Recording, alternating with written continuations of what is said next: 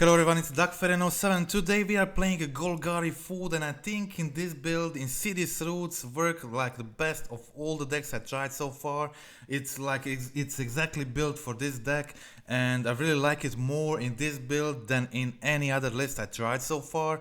This list provides easy ways to put Asmo on the field and get Cookbook in hand, get the Cookbook engine going, and if not that, we got Cauldron Familiar plus Witch's Oven. We got Steelseekers putting stuff in the graveyard, a bunch of cheap artifacts to trigger it, also Urza Saga making construct tokens, additional way to win easy. And I think this deck is well positioned against strong decks in format right now and has a very powerful sideboard. We'll go through that too. Okay, so I think flex slots in this build are these four cards like Gilded Goose, Trail of Crumbs. I think these are both very good options, especially like Goose. They work well together because Goose triggers Trail of Crumbs for free, gets you like a free card draw. And these 10 cards, 2 mana cards, are very important in this build.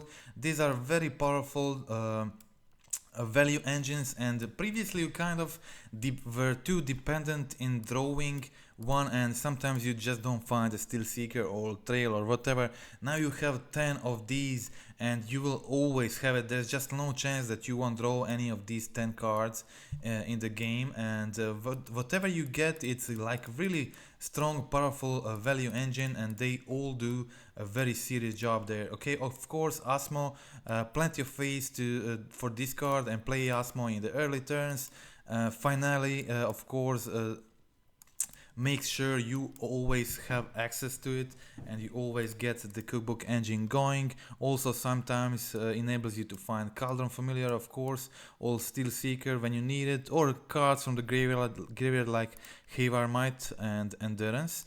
I think this sideboard is great, like Endurance and Force of Vigor, very strong sideboard cards at the moment. Amulet Titan, Living End are really high positioned in the meta, but also you have like different ways to attack those two decks, because you have like a tutorable artifact based graveyard hate. You have these endurances which are hard to interact with, and then you also have like Chalice of the Void. So a bunch of ways to, and also against Titan you have Force of Vigor, you have Haywire Mite, and then you also have Damping Sphere, and yeah, stuff like Maelstrom Pulse. So I think Maelstrom Pulse is really underplayed card right now. It's a great additional hate against Rhinos. It kills all their tokens, but it's also a very versatile card, more versatile than Legion's End, that can kill a lot of stuff. And I'm playing this card lately in more and more builds where I have access to it, of course. So that's it. Let's go check out the gameplay. All the wins from this league were like 2-0, except this one. This game I had to concede soon after start because my kids woke up, so I didn't have any choice. It could potentially be like a very clean and sweet trophy league, but yeah, that's fine. So here I started with a Cauldron Familiar. Only thing I'm missing right now is like getting Cookbook in hand. If I can get Cookbook here, this hand can be like super powerful, and I find what I need, it's Finale. This means I can now go for Asmo, put Asmo on the field, another good threat, but more importantly getting a Cookbook to hand. This means next turn I can go Cookbook plus Roots or Cookbook plus Steelseeker, start getting the value out of it, making plants or getting the Steelseeker abilities. Also having additional Asmo in hand is like great right now. Opponent only has Swamp Ethervial. I have no idea what they're playing. They just tap Vial here, put a Bowmaster on the field. I attacked with Asmo because I had another one in hand, so I was okay with whatever happens here. I made my plant token, opponents traded with Bowmaster, so that's perfectly fine. Okay. Next turn I can go for the Steelseeker. and now doing 2 value stuff with roots here, both triggering roots and Steelseeker with the cookbook ability. This is like really amazing. And now Steelseeker gets me lands, helping me find Urza Saga potentially. Here I go for another cookbook. Opponent has seen enough. They are mana screwed too, so they concede. I have no idea what were they playing, but it seemed like there was some kind of Orzov's, maybe Orzov scam, but with Ether Vial, some scam blade thing. I'm not sure. Okay, here I have nothing special, but I have Finale, I have cookbook and Asmo, so it seemed keepable. I go for also like Surveillance. I forgot about those. This is like a considerable. Very considerable boost to this deck. Okay, my opponent's deck even got weirder post board. They got like Ashioks, they got Dakons, they got Sanctifiers. Actually, like Sanctifier is like really good against my deck. Not a lot of decks play this right now. I would say like almost any decks play this. But yeah, it's getting rid of the Familiar and the Daredevil, and I can kill it with the Asmo, so it's pretty good. But that's why I have like my green creatures and Urza Saga, which makes colorless construct tokens, helping me beat my opponent. Okay, so opponent, please Dakon here, pluses Dakon, surveils, and yeah, pretty weird deck. And here I have to exile all my graveyard stuff with the Steelseeker abilities. This is fine. Opponent kills my Asmo, but now I can start making these construct tokens. I accidentally misclick here. I accidentally clicked through the Saga ability and unfortunately didn't make the second construct token. I would for sure just very easily win this if I didn't misclick there. So okay, so very sad misclick. So here I exile another Daredevil with the Steelseeker and another one, and I was hoping to find a solution for Ashiok, so doing this cookbook abilities just to try to find a solution for it. And here I find my Maelstrom Pulse. Maelstrom Pulse, like pretty sweet card that you can put in the main against a lot of decks actually. Like it just kills a lot of random stuff, everything hard to deal with. And okay, so unfortunately even after the misclick I didn't make that second construct token. I find my another Urza Saga thanks to the Steelseeker abilities and finding that Maelstrom Pulse from the top. Now I can make a construct. I can sacrifice. I can play Witch Oven, helping me get even more Steelseeker abilities. I can discard a land to trigger Steelseeker even more. Okay, so my opponent did find like a Soul Herder here. So I can potentially just sack a construct here, make another food that just kill the Soul Herder. It wasn't necessary to rush anything there, so I make a construct token here. Opponent plays Grief. In response I discard my card. They can do it like instant speed with Ether Vial.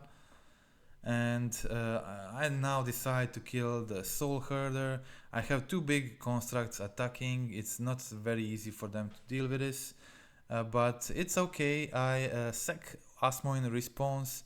I want to put it in my graveyard. This way I can bring it back with Cookbook and then replay it again. Yeah, opponent didn't really think this through. Sorry, they had Sanctifier, so yeah, that's not happening. Bring back the Asmo, but I was good here. So I had Haywire Mite. No much targets for Cookbook ability in the graveyard, but I can bring back a Haywire Mite, and then Haywire Mite can potentially exile their equipment. So I play Haywire Mite before attack, before blocking. They go for the Cryptic Code. I think they had like Caldra. I think they had Caldra too. in hand, not sure. Yeah, yeah, they had it in hand definitely. So they played code here, and I have too much of the constructs. Each one is lethal next turn, so my opponent concedes. Even after, I think I had 2 big misclicks in this deck, but even after that, I still was able to win. Okay, let's check out another win from this match. I think I want to go through this one. This was against the Rhinos, and I think like the Rhinos is pretty easy matchup with this deck. For this deck, because they have hard time dealing with Saga construct tokens, of course, unless they have like Force of Vigor. But also they also have hard time dealing with Cookbook plus Daredevil start. It's like really hard. And I have so much access to Asmo, like 4 Asmos and 4 Finales, means I'm always going to find one in every game. And here I go for the Asmo, already 2 food tokens, finding a second Cookbook, creating even more food tokens. This means even if they play like Rhinos next turn, I still will be able to just kill both of those tokens for free, so they have to deal with Asmo first, or with cookbooks, whatever.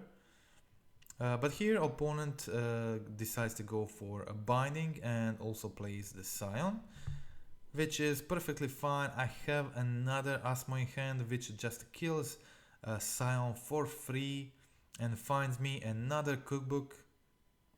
This is like insane against what's my opponent doing. And yeah,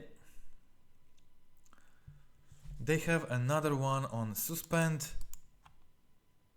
Opponent here successfully finds, they don't even want to play like cascade spell, they just want to get rid of the Asmo first.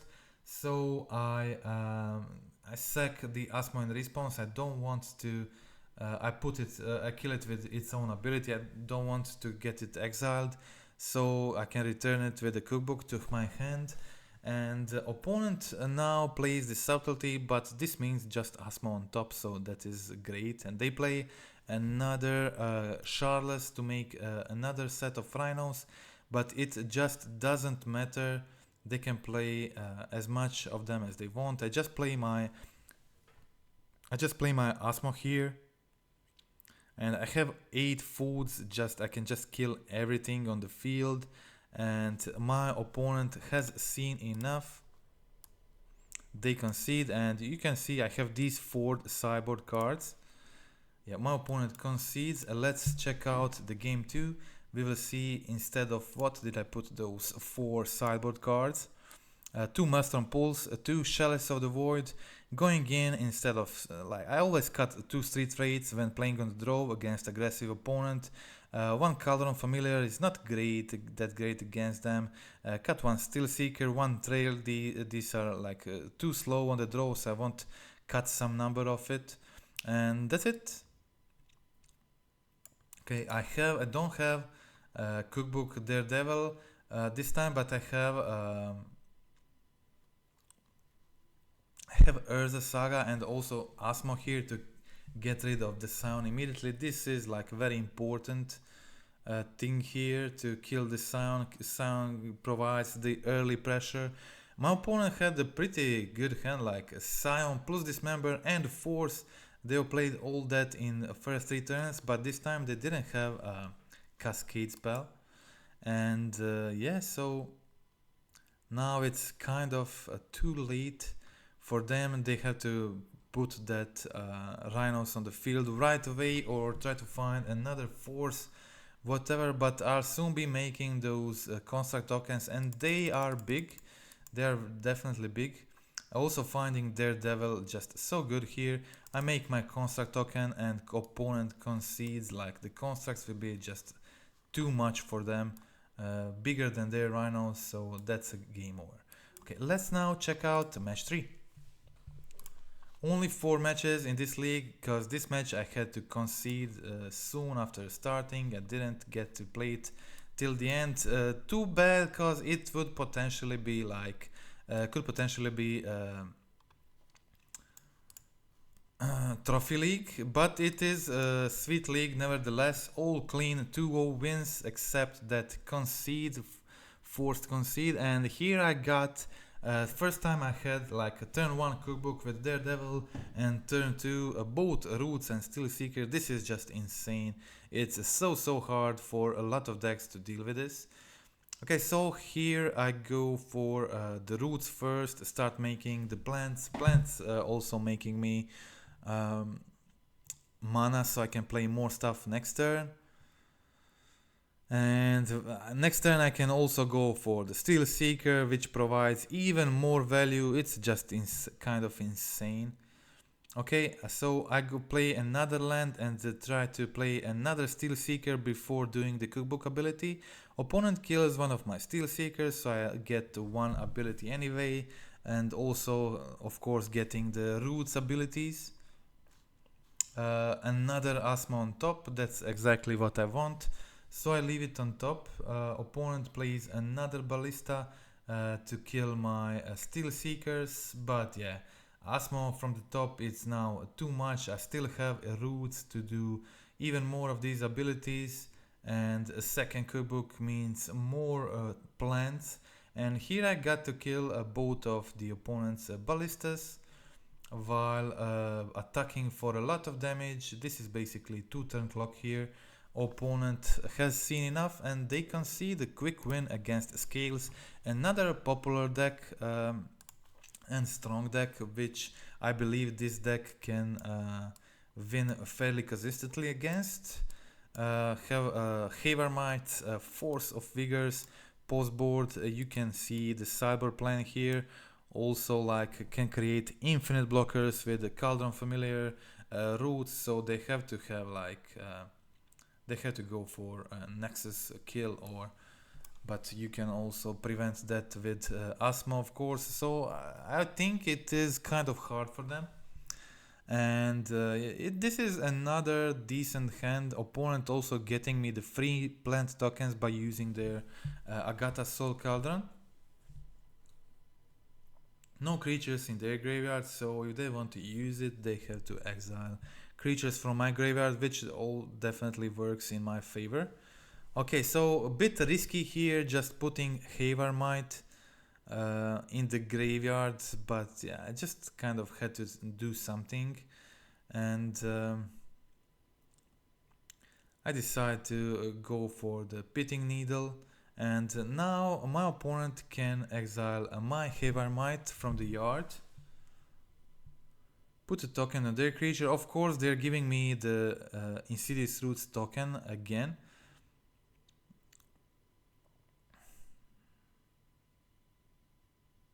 Yeah, another all plant tokens so far given to me by my opponent, and they actually like exile Witch's Oven. I didn't really get this. I didn't really get it. Why did I do this? Okay, so here I cast Force of Vigor targeting Agatha and Needle. So they have to decide which one are they saving. So they save like Agatha, and I killed the Needle.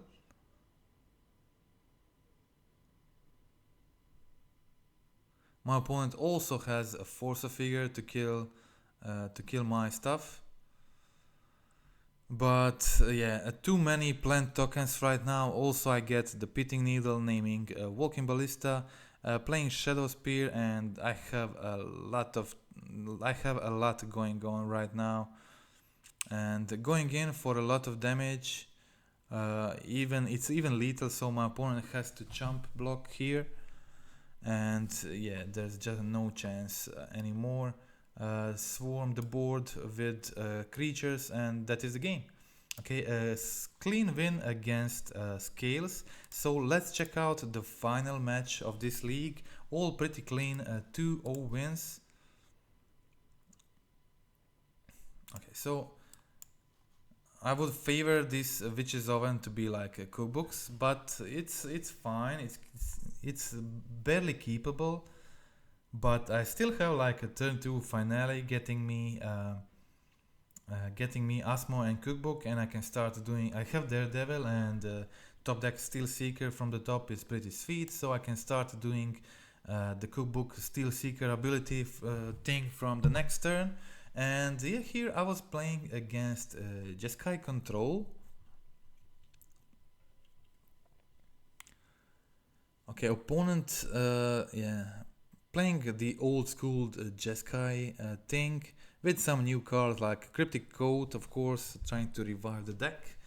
Here they got, I put Sarinth Steelseeker, and yes, Sarinth Steelseeker is like a very good card against the opponent's deck, against any control, and also like I think like Cauldron Familiar and Witch's Oven is like a nightmare for them. There's just no way they're dealing with this. Okay, doing a bunch of Steelseeker abilities here. I decide to keep Asmo on top.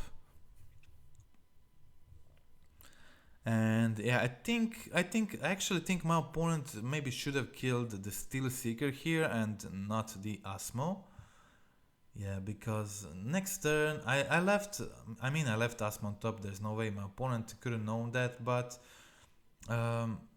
Sarinth is definitely the problem for them here. They have to deal with it. It's doing too much of the abilities.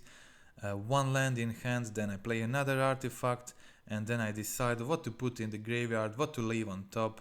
It's just incredibly strong. I decide to leave second Finale on top. Opponent uses Pets to Exile. So now I can I don't have Finale on top anymore, but it's fine.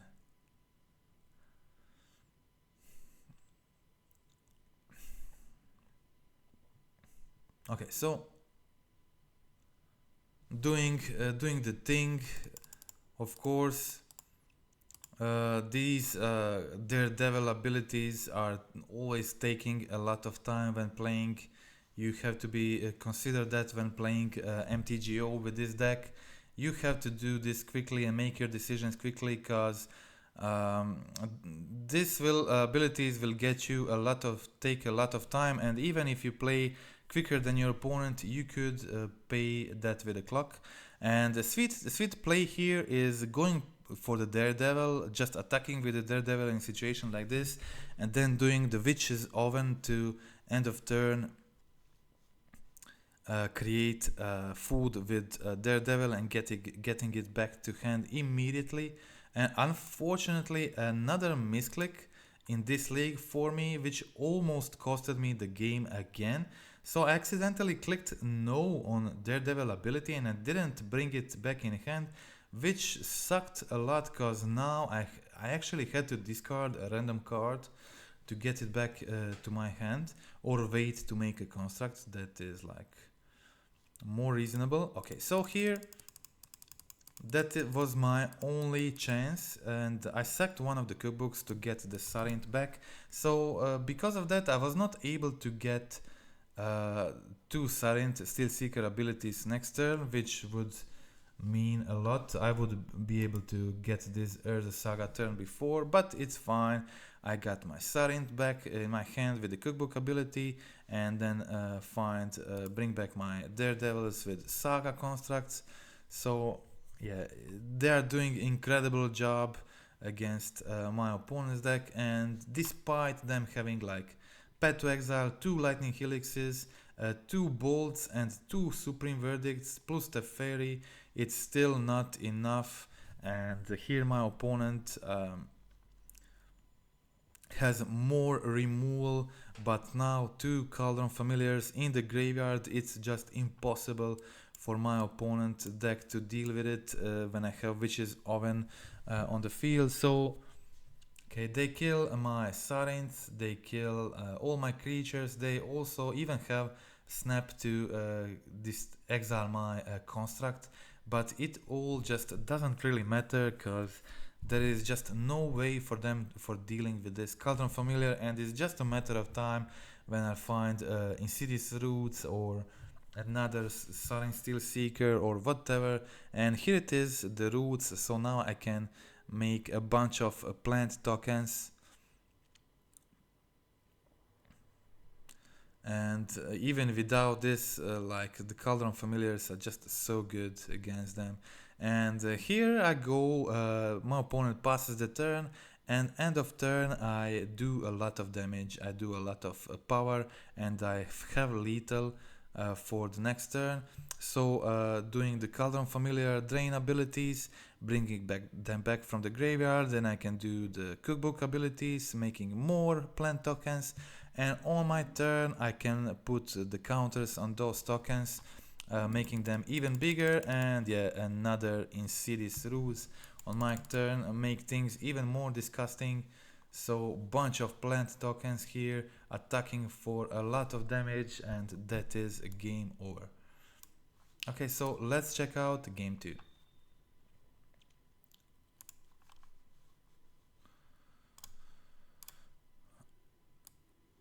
Okay, so here it is. Often just cutting and trimming these Street Wraiths, but I think I like having 4 of those in my game 1. It's always a decent card. It's not really necessary to cut them in this matchup. They are good here, but I couldn't decide what else to cut for my sideboard cards. Some sideboard cards I brought in weren't that needed. I wanted to have valuable cards and cards I can play like instant speed, like so I take out Goose and Wraiths and like one Daredevil to bring in some of the cards from the sideboard, like Maelstrom Pulse, to potentially deal with the hate cards. I'm not even sure what exactly they were playing, but yeah, Maelstrom Pulse and Endurance seem like decent options. Endurance is like okay against control, especially when they're playing Snapcaster, because you can play it instant speed, but also like Cauldron Familiar is a very important piece against them. This is just very hard for them to deal with those. And here I got Steelseeker on the abilities, attacking with a lot of creatures here, making my construct even bigger, triggering the Steelseeker, leaving roots on top. Next turn I can play roots and start making plants with the Cauldron Familiar abilities. If I draw like Daredevil, it can get even more crazier. Okay, the opponent has another verdict here. It's fine, as I said, there is roots on top, and I have enough mana to also make a construct. So even after all their removal and stuff they were doing, I still have lethal like immediately next turn, because I can bring back another familiar, then use the Witch's Oven to trigger plant twice. This is like 3 tokens. On my turn I can put another counter on them, and also making a big construct token. It's just impossible for my opponent to deal with all that. So that is the match, and that was the last match of this league. Thank you for watching. As I said before, I think these cards are flex slots, and I think they are good flex slots and work well together. Like a Goose triggers a trial for free, and that's like pretty sweet. But it is possible to play different cards in these slots. All the rest feels like pretty standard, and I think shouldn't be changed. It works very well. I really like it.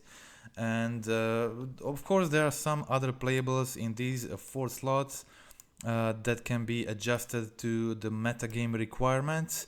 But I think the core of this deck is like really powerful, really well positioned. I think the deck works well against rhinos. It has different ways to attack, like Living End, because you have access to Endurance plus fetchable artifact hate, plus also stuff like Chalice of the Void and stuff like that.